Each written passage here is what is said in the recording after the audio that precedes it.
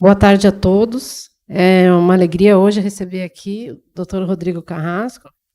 O Rodrigo ele obteve o seu grau de doutorado aqui no IAG em 2001 e desde então ele tem a posição de astrônomo no Observatório do Gemini, no Chile, atuando em diferentes responsabilidades. A sua pesquisa está focada no estudo de populações de galáxias em aglomerados e grupos de galáxias, principalmente na dinâmica e cinemática das galáxias nessas estruturas.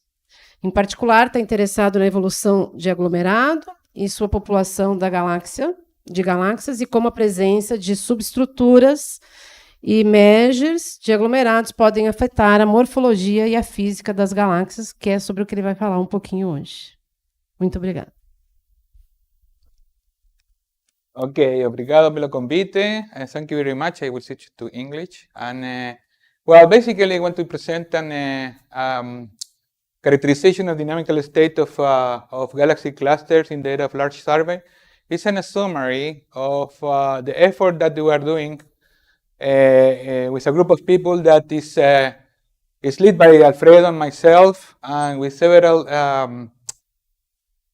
graduate students from University of La Serena and other places. And I want to summarize this effort that we're doing, in particular to characterize the dynamical state of merging cluster, which is we are focusing on our research.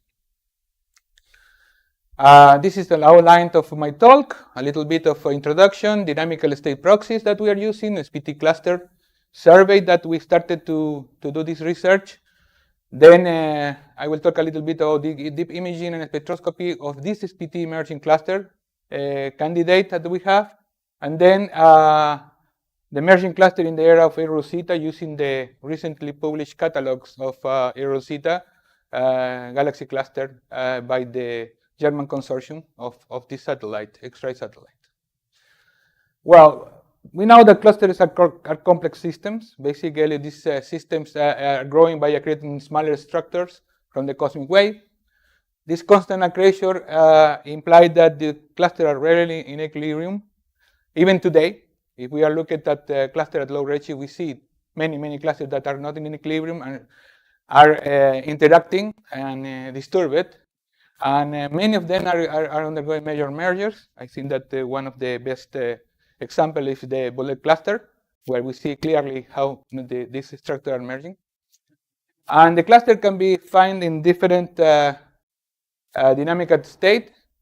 Already almost virialized, because I never see that totally virialized clusters. I mean, basically many of the regular virialized clusters show substructures that perturb the cluster itself.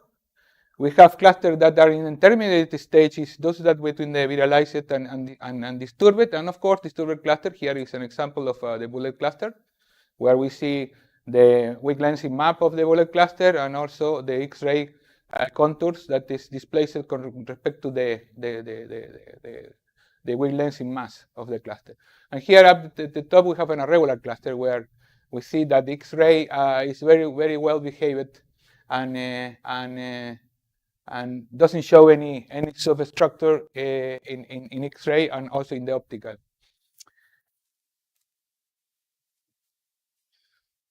Why are important merging clusters? Why to study them? Well, there are several implications. One of the first implication is the dark matter self-interaction cross-section, in order to understand how the dark matter behave in the cluster between the hot gas, between the stars, and the dark matter that is found via gravitational lensing. Also are important to test the lambda CDM model that we have. This is a simulation of bullet-like clusters, where we show the average, where the Thomson and et al. Show the average halo pair mass in a function of the velocity pairways in the halo. And the idea basically is to try to find how many bullet cluster-like cluster we can find in the sky. And there is a high probability that we should find several of these kind of clusters. and in the different large survey that we already have today. Another important key point on the merging cluster is the study of the total mass involved through strong lensing and also weak lensing, which can give us a clue of how the galaxy behave and also how the dark matter is distributed inside this cluster. And of course, how the galaxy morphology, which is very important also in this kind of cluster. And it's believed that the ramp presune stripping is one of the most important physical interaction that they have the galaxy when they are joining the cluster. And we have this basically the most prominent are the jellyfish galaxies. This is from McFarland 2016, and this is from the HST image. Is also some candidate that have a higher redshift. And apparently, ramp presure stripping are more prevalent in merging cluster than in regular cluster. Then also it's very important to understand the formation of this galaxy and how interact with the cluster environment.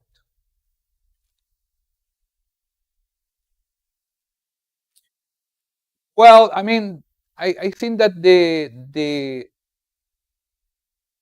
problem is that you find this kind of galaxy everywhere in a cluster, right? In the case of McFarland, they found this galaxy more relevant in merging candidate cluster than in the regular cluster. Where I believe that this is something that we have to move forward to try to explore the cluster in a larger region outside the center or the core of the cluster, in order to understand if there is any incidence of this to know if this is true or not. How you detect or how you characterize or how you know how you select this merging cluster? Well, there are different dynamical states, proxies that you can use. One of them is ring morphology, as shown by Nourgaliev, where you can see the distribution of the host gas in the cluster, and you characterize this using the asymmetry and the concentration of the host gas in the cluster, and you can select which cluster are merging or not, merging candidate or not. Also, another proxy that is used more often is the VCG position versus the gas peak centroid, either from the X-ray or from Sunensel dosage. Another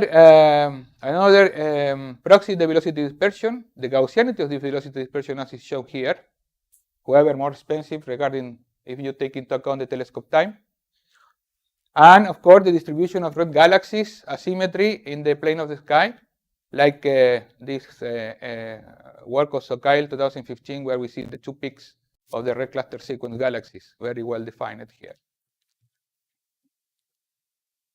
SPT cluster. The SPT Sunensel dosage survey is a 2,500 square degree survey, of which they listed 677 cluster candidates with a signal to noise above 4.5.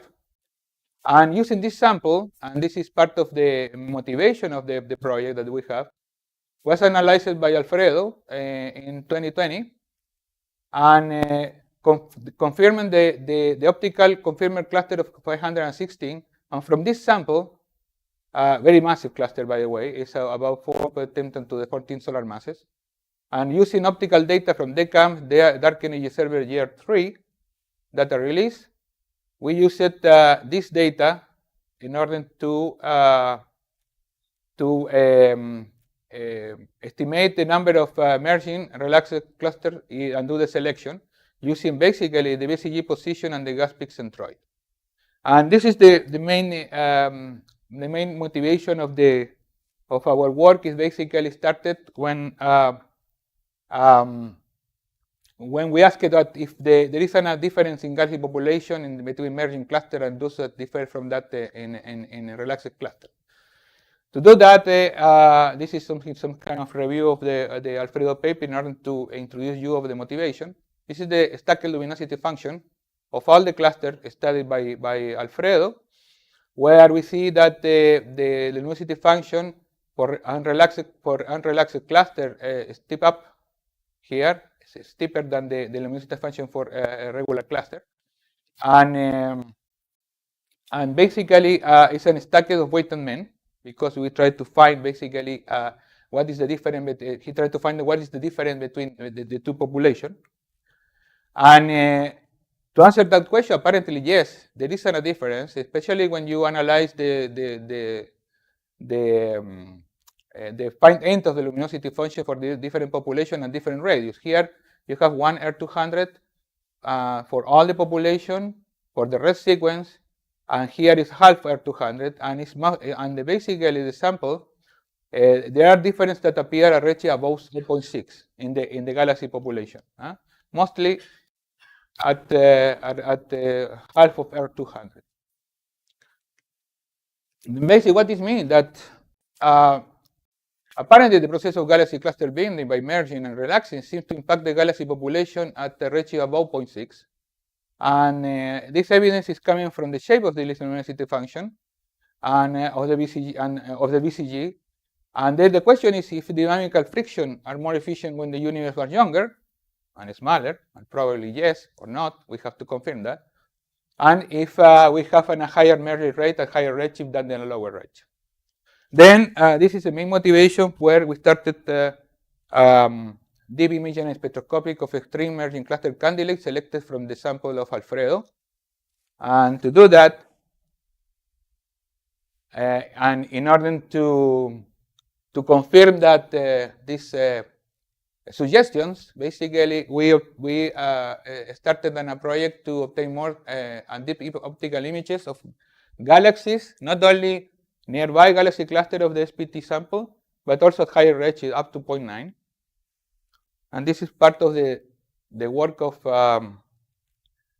Franklin Aldas as a PhD student at University of La Serena, and Simon Baylis Astudillo, who also analyzed a sample of a galaxy cluster, relaxes and disturbed, but in the nearby universe.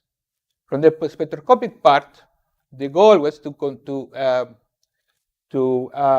confirm, first of all, the redshift of the VCG, which is very important because we need to confirm that the VCG is part of the cluster. Otherwise, it will be very difficult to determine if there is an emerging cluster or not.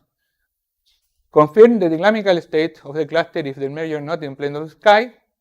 And to do that, we started in 2010, we observed about 15 galaxy clusters between 0.3 and 0.6. This is a work in preparation. I will show you some results. But in addition, in order to have a full picture of all these merging clusters, we have to extend them to a higher redshift.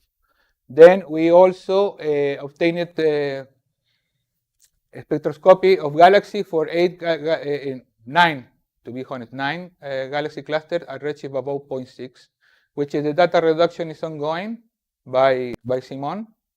And there is I will present some result about this pilot study done by Daniel Hernandez regarding this emerging cluster that is located at 0.858.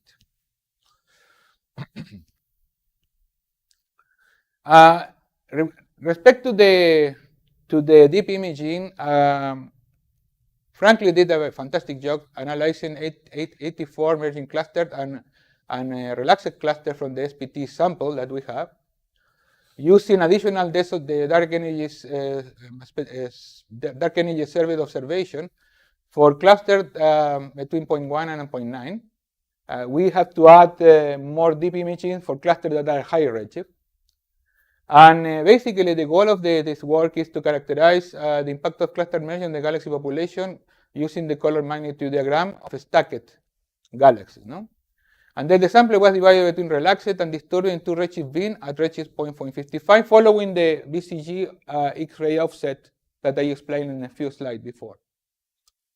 Then how the CMD was constructed? Basically, in the case of this particular cluster, there the magnitude and color are binned, and is doing the detection inside R200. This is normalized to M star, which is M star is calculated for each redshift of the cluster. the characteristic magnitude of the cluster. Then, using the same binning procedure, is doing an object detection between 1.5 and 3 R200, which is we call a little bit of a cluster outskirt. And then you correct basically this background, and you obtain this overdensity corrected by the background of the galaxy that you don't want to have inside the R200. Then the population is stacked, and we see this is a density of color density histogram of the different clusters at redshift below 0.655 and above 0.55, and we see differences. The important that the clusters that are higher redshift sample are rich in blue galaxies, independently of the dynamical state. Doesn't matter if it's relaxed or in emerging state. Disturbed cluster exhibit a larger scatter in the red sequence with a wider distribution and an excess of bluer galaxies compared to the relaxed cluster, basically. And we can see here. Okay, the blue lines, the red lines. And regarding the sample at lower redshift sample in bin, there is an agreement between relaxed and disturbed cluster, which we don't see different. Well, we don't see difference in the both sample, which is basically match what is found by Alfredo in his paper in 2020, and by the work that was done by Simon in his Master of Science thesis that I will explain in the next slide. Then what is the scenario that is suggestive for this finding? Is basically that massive cluster halo at the redshift below 0.6 or 0.55 are quenched as satellites of another structure E outside the cluster, while at the higher redshift beam, the quenching is dominated by in situ process. This is what is our result is telling us. Frankly, now is working in the simulation part of the project, doing simulation of the same type of cluster and compare it with the observation that we have. Another project that we also started a few years ago, it was part of the Master Science thesis of Simon Bellis, is the dynamical state cluster and the impact of the physical and structural property of the galaxy. Well, the goal was to see if the structural and physical property of the galaxies in massive galaxy clusters are affected by the dynamical state of the host or not. Okay. The sample that we use here are a sample of a galaxy cluster at between 0.1 and 0.35 in redshift. And the main reason is that because we have to do the analysis of the structural and physical property, we need to do non-parametric and parametric fitting of the galaxies. And using DECaM or DECaLS images, I mean, you cannot have a very good resolution of the parametric fitting if you take cluster above 0.4 in redshift, basically. I mean, here I explain the resolution greater than 1 kiloparsec is the idea with the DECaM images. Then in his work, we estimated the member galaxy using photo-C because the number of clusters we used was very small if we take into account only spectroscopic redshift. Then we increased the sample using photo-C and calibrated the photo-C, and we analyzed it on a 80 massive galaxy cluster, where we obtained the structural parameters for almost 7,500 galaxies in all these clusters. We separated the sample in between relaxed, disturbed, and intermediate using different approaches like X-ray and VCG offset between the VCG and the X-ray. And then we compare the physical and morphological property of relaxed and disturbed cluster population. This is a huge and big job done by Simon and for a Master of Science thesis. I recognize that, and but it's a very, very nice result. Here are the parameter space that we use. We use it with Simon to separate the different sample. basically the BCG X-ray peak offset, BCG X-ray centroid offset, using this approach, I mean, with distance above 45 kiloparsec and above 71 kiloparsec. The concentration from Casano et al., the centroid shifts W, which is, these are the constraints that we use it, power ratio, and also the morphological parameter from the work of Joan and Han in 2020. The peak is the peak that gives to you the maximum intensity of the emission of the X-ray. The centroid is taken within certain smoothed region, which could be a little bit displaced. Okay, and if you have an interactive cluster which show a very weird X-ray emission, the peak could be different from the centroid. Okay. The problem that we see here is that we have to manage many parameters. Of course, many of these parameters correlate within them, right? Then in order to classify and put all these parameters in one place, we move it to the principal component analysis. Okay, something that other authors also are doing. And to test that, we are doing the correct things. We analyze in a subsample of 26 clusters with well-defined dynamical state as a calibrators. Okay, here is represented by relaxed cluster are the blue, intermediate cluster are green, and disturbed cluster are in the red. And here is then we use it. We extracted a statistical weight from PCA1 and defined the weighted Boolean sum of this, and then we divided the sample. Here is the sample we use in this analysis, and then this gives us the possibility to construct this chart diagram, where we see for each cluster we see using all the parameters on the space, we see how each cluster is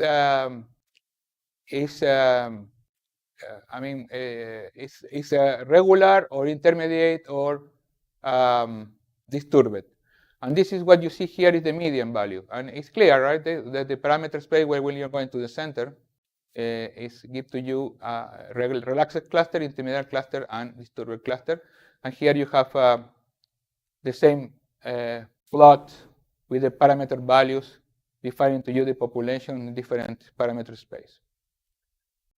When we had that, we started to analyze the galaxy morphology on different and compare everything. I will not extend too much of this because the thesis is huge, and we are working on the paper right now. But some outcome that this is in a confusion diagram that could be a little bit confusing sometimes. This is why it's confusion type. Exactly. But this is the probability, basically, Kolmogorov-Smirnov test with a 95% confidence interval. Okay? And basically what we see that the dynamical state of clusters significantly affect the structural and physical property of galaxies differentially. Okay? Differentially in the sense that, for example, if you compare all with the concentration, with the asymmetry, and between low mass and cluster, here we divide low mass cluster with less than 10.4 and high mass cluster above 10.4 in logarithm scale. Then we see low mass and red sequence galaxies are the most affected, and the fraction of galaxies and fundamental relation in clusters do not show dependence on the dynamical state. Okay, but yes, we see some structural and physical properties of galaxies are affected differentially, especially for low mass galaxies.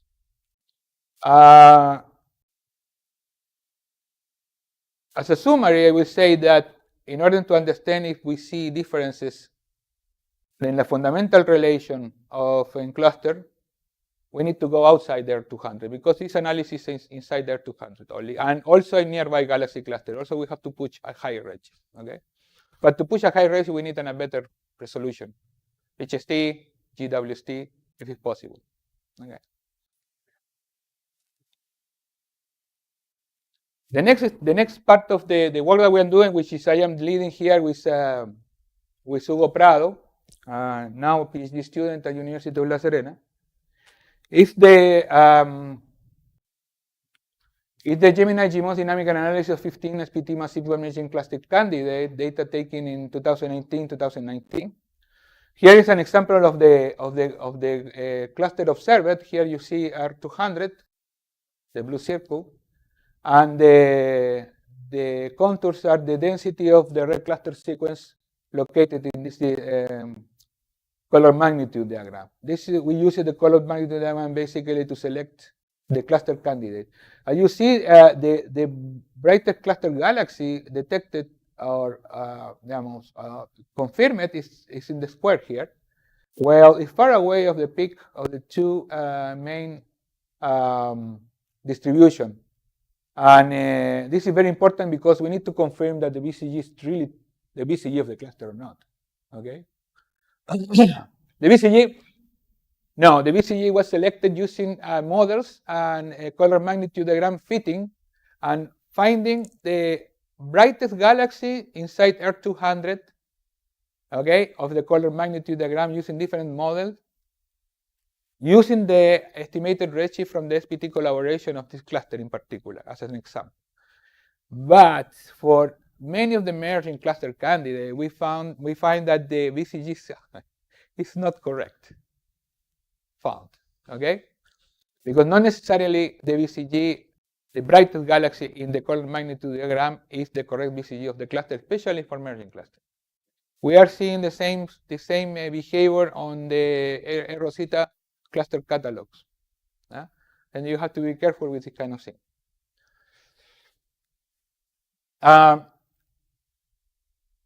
What we did basically, we estimated the mean redshift and the sigma line of sight, the velocity dispersion of each cluster.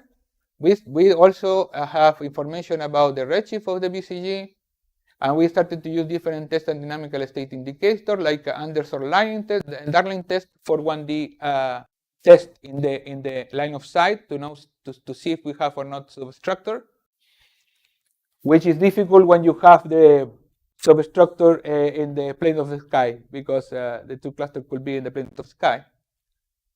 Another test that we're using, the Gaussian mixture modeling, is basically in 2D, which gives to you the probability of have one or more or two structures in the plane of the sky. And of course, the Drexler-Sherman test, which gives to you the possibility to have substructure in a cluster. This test doesn't tell you how many galaxies are part of each structure, but it's telling you, okay, yes, if you have a value above certain sigma, then yes, do you have some substructure or not? But you have to work a little bit more to understand if you really have or not substructure. Here is the 15 cluster that we observed at different redshift. You can see some of the clusters have present different peak in the distribution of the velocity. Clearly, two structures here, many structures here. It's something that we have to understand better. However, in some cases, we find that the BCG selected and observed is far away of basically the real BCG of the cluster center. Okay. What is one of the goals of this project is find the BCG, correctly BCG, in order to understand and do the analysis of the dynamical analysis of the structure. Well, we combine all these different statistical estimators to find if we have a non-Gaussian, no Gaussian, or Gaussian distribution using the Arlington-Darling test here, the p-value, Kolmogorov-Smirnov. This is the Drexler-Sherman test, Drexler-Sherman test p-value, and Gaussian mixture modeling that gives to you the number of components using AEC or BAC. But I found several problems on this, and then I am reanalyzing everything again. Okay. This is a work in progress, and I hope that we can complete this soon, before the end of the year, because it's a large amount of data that you have to analyze and complete. There's an extension because as I say, we we observe up to redshift 0.6, but we have to go beyond that because the idea is to have a complete census of this merging cluster even at a higher redshift. Then we observed several other redshift candidates, SPT candidate 9 at total, massive merging cluster candidate, redshift above 0.6. This is one of them, which is located at 0.76. The photometric redshift estimated by this cluster was 0.71. What we discovered that within R200 we have several structures, two structures basically. One is the main cluster, this SPT G22, but there is another cluster behind about 0.8, which probably is in projection of the same cluster. However, here you can see that this cluster have two clear structures. Here is the central VCG, and here is the secondary VCG, which is the second ranked galaxy in magnitude. Okay, located inside inside R200, plus other substructure. This is the contour correspond to the color magnitude diagram. Okay, and this is an ongoing analysis, and because I am waiting for the X-ray analysis done by other colleagues in Europe. Okay, from the collaboration. Work in progress. And I want to also highlight a little bit of what we did with Daniel and Hernandez Lang. It's a paper published in 2022. We analyzed this major merging cluster, which showed a very large VCG Cidade centron separation using Muse spectroscopy, megacam Magellan imaging, and Chandra X-ray data. Here is the area covered. This is the red cluster sequence density of the galaxy. Here we have the brightest galaxy here. I mean, this is another structure in the south, which is probably more relevant than the first one. The center is the cluster pointing, and this is the X-ray map. And then basically the two structures are separated at there are differential velocity of 340 kilometers. But the most important here is that we estimated the merging angle, which is about 36 degrees in the plane. And also we estimated using some simulations, assuming 1:3 mass ratio between the two structures, that this ongoing merger began about 1 gigayears ago, comparing with simulation. Okay? And then we have the possibility also to compare the galaxy population using Aga Delta and oxygen 2 lines. And we see that the most emission line galaxy belong to this south structure, close to the X-ray peak, which is here, position with a series of them corresponding to red cluster sequence galaxies. The rest of the blue galaxy with velocity consistent with recent periods of accretion. This suggests to us that the south substructure suffered a previous merger, which could be evidenced through the two equally bright VCG and the center of which velocity difference is between about 700 kilometers per second. It's a very nice result of the work that they did, especially because it was a big work analyzing Muse cube, 3 cube, yeah, in the projection of the merging axis of the cluster. Then our goal is to find more of this cluster at higher redshift and also a local universe in order to analyze and to have a better understanding of what is going on in this extreme merging cluster. A little bit water.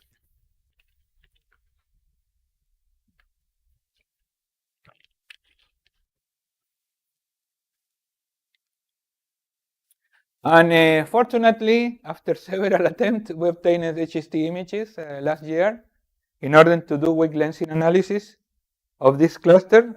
This is a project that is led by Rogerio Monteiro Oliveira, and he's doing right now an analysis of the weak lens in order to incorporate also with the dynamical analysis a particular cluster. And probably, and we don't know, we need to know if we can use also these images to do a galaxy morphology analysis in the central region of this cluster. Work in progress. Looking ahead. Well, this is something that we started before the Rosita Consortium published the catalog of galaxy clusters from the data release 1. But now that we have this catalog, we use all the tools that we have in order to select a sample of cluster and groups from the a sample of cluster, merging cluster from the Rosita RAS1 survey that is published in these two papers of Bulbul, Erra Bulbul and Matthias Kluge. And then basically we combine this information with the optical data from the legacy survey data release 10. And again, using the BCG X-ray offset of the peak of massive cluster. Basically, we are talking about a cluster about 10 to the 14 solar masses. And we classify the dynamical state in of about 4,300 galaxy clusters and groups after applying several quality cuts. This is a work in preparation by Alfredo and myself. And hopefully we can, and the Rosita collaboration, and hopefully we can submit soon. And we visually impacted all of them in selecting the most massive and the most promising emerging cluster in the sample. To do what? Basically, weak lensing studies and spectroscopic follow-up. Okay, and to do that, you have to apply for telescope time, and sometimes it's difficult to get telescope time. However, we were lucky, and then we obtained time to do a spectroscopic follow-up of 70 emerging cluster candidates with Gemini and Magellan Magellan telescope. We also have some time to do deep imaging for weak lensing analysis with Magellan and DECaLS. And we have started to prepare all the necessary target to do that using the color magnitude diagram and photometric redshift estimated for the galaxies, then using a color magnitude diagram to select all the targets that we will want to follow up and for different clusters. This is an example for the Magellan IMAC observation because the field of view is bigger. And then the idea is to try to take as a primary all the objects in the red cluster sequence, but also include some blue galaxies that is important to include in the analysis of the. And the magnitude cutoff is basically m star plus 2 that we are doing in deepness. This is something that is ongoing. And then the talk is not very long, but final remark that I want to point out here are that the BCG position versus gas peaks and Troy is a very, very good proxy in order to select emerging cluster candidate that we are using. However, if you include in that proxy, for example, distribution of red galaxy symmetry in the plane of the sky, also could help you to say, okay, this cluster is a candidate of merging. Okay, and that can be done using the large survey that we already have. For example, the legacy survey data release 10 that cover 25,000 square degrees on the sky. Deep imaging and spectroscopic follow-up are key, but spectroscopy is very expensive.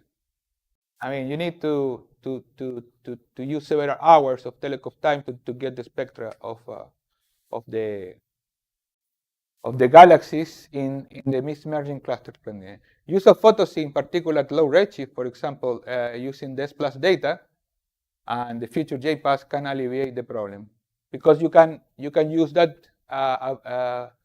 photosy in order to have an estimation of the location of the galaxy in the redshift space, and use other tools like X-ray and the distribution of the red galaxy in order to see if the cluster is relaxed or merged. BCG selection is another key point. Automatic selection using red cluster sequence cannot be trusted 100%. And then basically, this is what the people is doing because you have a large amount of data. You cannot review 12,000 clusters. I mean, to see if the BCG were correctly detected or not, right? As an example, in the work of Simons, We found that 72% of the VCG in the Veli sample were correctly detected in the recluster sequence, while the other 28% were wrongly detected, mainly in emerging intermediate system. Then this is something that we have to be carefully when we are doing this kind of selection, because VCG selection is key to select the emerging cluster. And another example is we know that 20% of the VCG are incorrectly identified error cluster catalog, and mostly again emerging system. We take the work to check 100 emerging systems, and we found that 20% of them were wrong, basically. But in the regular cluster, we are more confident that they're correct.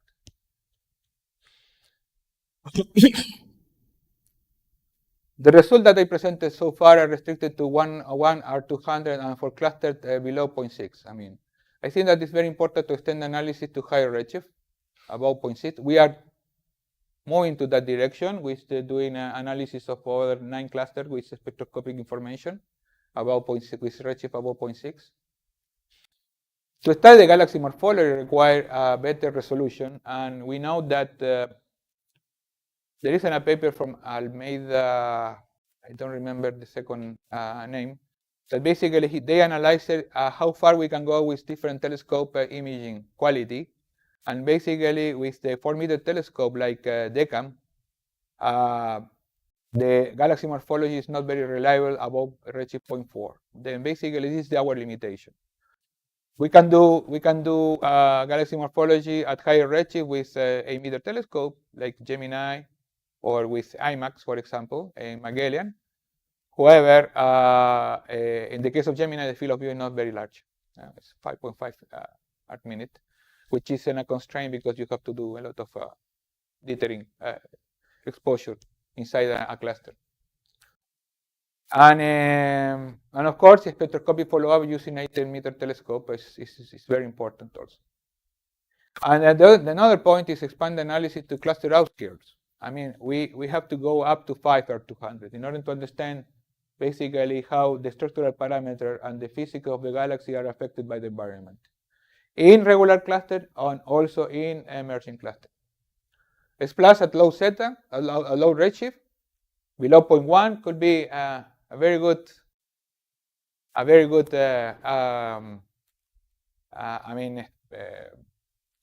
to do this kind of analysis. Therefore, finally, large servers are key to understanding how clusters are building up, and then we have all the tools to do that. I mean, to construct all the necessary catalog and start to do the analysis. It's a lot of work, but we have the tools and the program to do that. Okay, and I will stop here because I don't have any more to say. Thank you very much.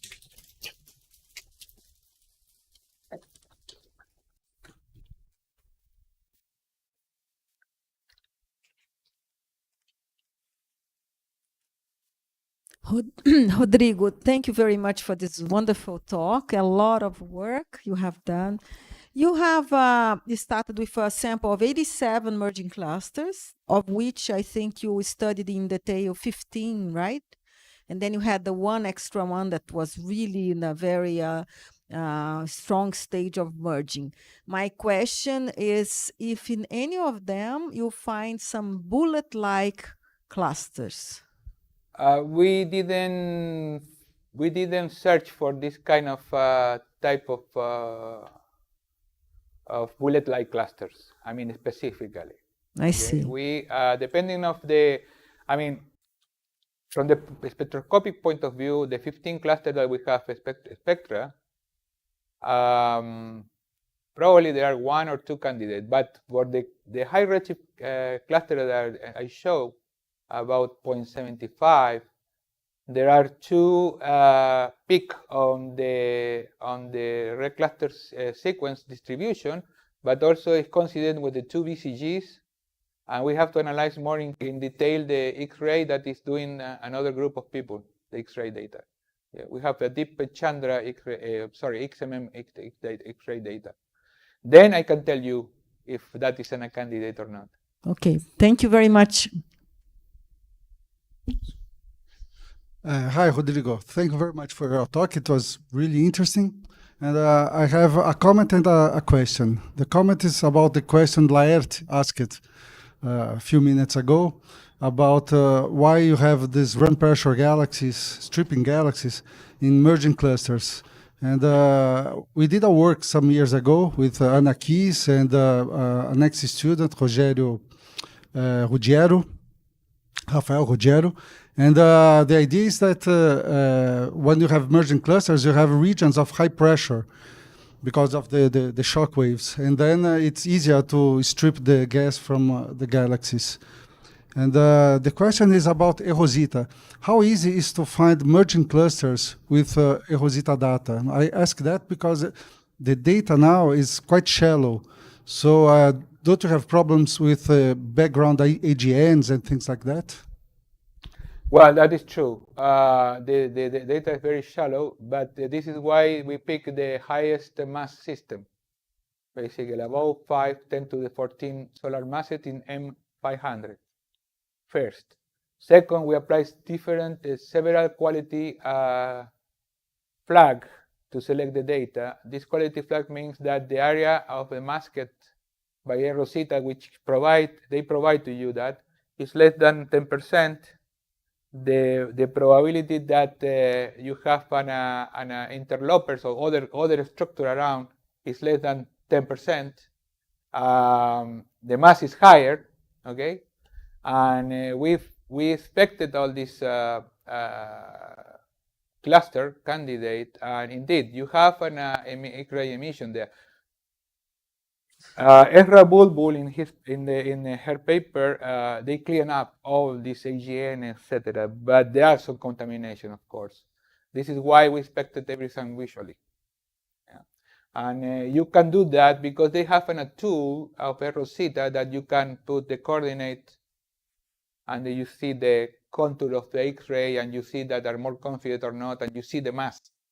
Okay, and if you have an photometric redshift or not of the galaxies.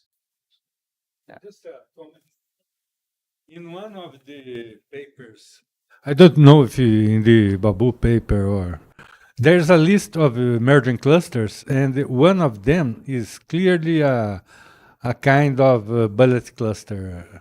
In which? In one of these papers using eROSITA data, there's a catalog of merger clusters. Yes. And one of them is clearly a bullet cluster type. Yeah, but I don't think that they provide a catalog of merging clusters yet. I don't know if it is in the Babu paper, but I saw it very recently. Because I know that they have an... maybe in the MCMC sample. They provided a list of clusters with different dynamical state in the early data release of eROSITA, which was published last year, right? No, it was something that I read recently this month. Yes. Okay, we have to. I will look for it and tell you. Rodrigo, can you put in the plot just before the confusion plot? Yeah.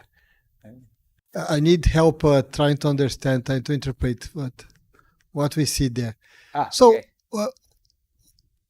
What does it mean when the thing is rounder or it's less?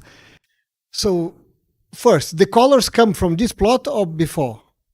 The classification between... the colors come from this. Let me see. From here. Okay. The weighted Boolean sum.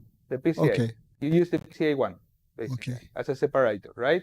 Then you use the statistical weight from PCA1 and define the weighted main Boolean to separate the three different.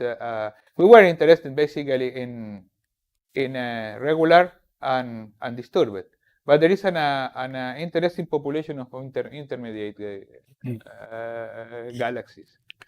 Okay. And, so in the next plot, you expect the blue ones to be rounder or what? No. Basically, because you can see here, you have concentration, you have elongation, you have different parameters here, right? Right. Right. Then for regular cluster, you expect to be more centered to this chart plot, while disturbed cluster for all the parameters you have are more wider. I mean outside. Okay. I see. Yeah. So the blue I expect to be more concentrated around the center. Exactly. Okay. That this separate the three population of galaxy clusters. Oh, Well, right. you can also summarize here by doing this, right? With different see. concentration, with different parameters I in see. the lower. Okay. Thank you. Now I understand. Yeah, but it's not confusion. It's a chart spread diagram. Yeah. Rodrigo, Hi, Betty. tudo bem? Tudo bem? And what about, because of course you've done a very nice job doing all this spectroscopic analysis and some comparison with X-ray emission as well. But what about the non-thermal counterpart that come from, for instance, from radio, that because you have these mergings, clearly you have these extended shock fronts with enhanced non-thermal emission, and the relics as well, and the halos that are observed in synchrotron. So all this, the outer skirts as well. So what about comparing with the non-thermal synchrotron radio emission that enhances these mergers? You're right. I mean, you can use also to separate the component, the dynamical state of a cluster using radio emission. There are not many work on that, and we try to not include that because there are a few work that are from doing and Italians working mostly. telling you, but there are a couple of work. I don't Italians remember and Germans. that they're using that to separate merging or non-merging structure on galaxy clusters. Yes, Right. true. But you, in principle, you can incorporate. But if you have the information, Right. you have more information in X-ray and optical, right? That's than true. radio. Uh-huh. I don't know what is the area that they covered, but Actually, it's very extended, and then even in the outskirts, you can really probe the outskirts and these with these relics, because they have separated morphologically halos, relics, and core out of these merging I don't have that information. processes. But I think that Simon searched for that at some point when we studied these 87 clusters. But if I remember correctly, he found a very small amount of data for the number of clusters that we try to analyze. Okay. Yeah. Thank you. Right. I mean, it's possible to use radio also. Yeah, but it's very interesting to put everything together in a single framework. More questions?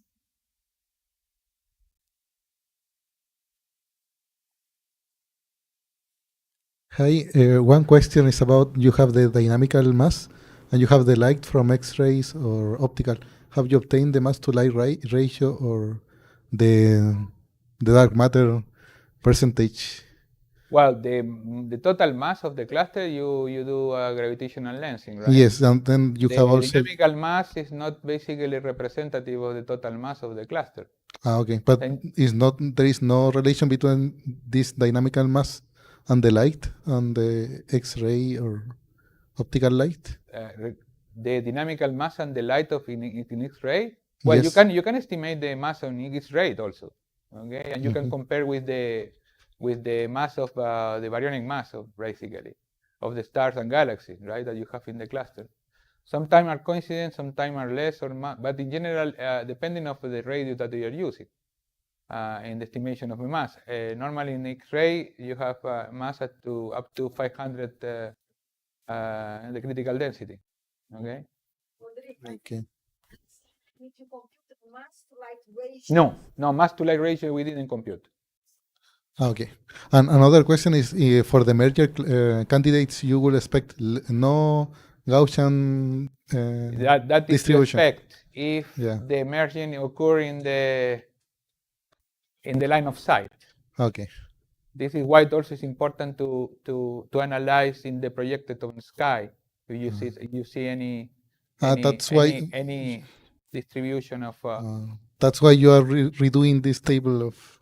Yeah. The change. Exactly. Okay. More question? Hi, Rodrigo. Hi. Very interesting talk. My question is regarding the BCG selection. Yeah. In both cases that you showed to us, I think it's Velis and also for Erosita.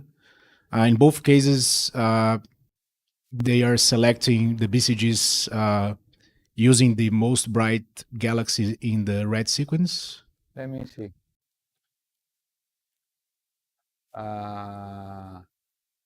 Well, I put this example. This is an Rosita, okay? This is a 2 by 2 megaparsec view with some of the galaxies in a member photo C galaxy at the redshift of the cluster. And here, you, in this case, they correctly identify the VCG, okay? Because it's an automatic. I mean, you see that the VCG in the center, and basically the green cross here, I don't know if you see it, okay? Is the optical center that they provide to you in the catalog, which is coincident with the VCG. But the X-ray center is displaced, okay? It's here, okay? In this case, they correctly identify the VCG. In the other case, here, the VCG is here. The VCG that they identify automatically. But the correct VCG is there. Okay? It's an emerging cluster. Given by this is the isophote here, the contours correspond to the X-ray emission. Okay? Then you have to be careful. Okay, Yes. thank you. But how do they define the correct BCG? I think that they use red mapper and a software adapted from red mapper, and they use the color magnitude diagram to fit different models, and then they pick up in certain interval of the CMD. I think that all this is in the Matthias Kluge paper, how they picked the BCG. However, we told them that there are difficulties in some of the cluster. And they estimated that 80% of the cluster have the BCG estimated correctly. Well, but 20%, 80% of 12,000 cluster, okay, then you can have an about, 2,400 cluster that your BCG is not it's not correct.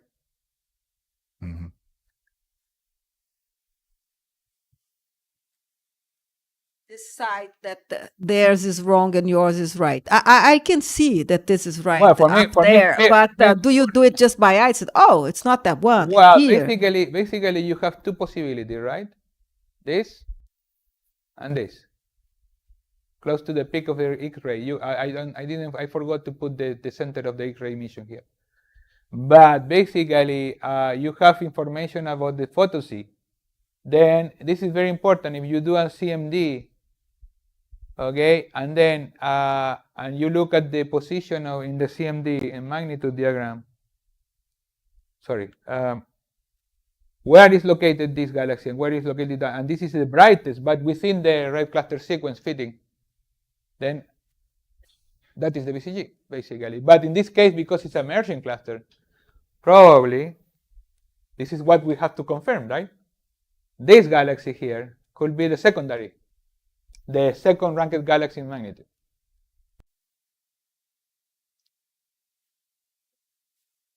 Okay, more questions? Thank you again, Rodrigo. Thank you very much.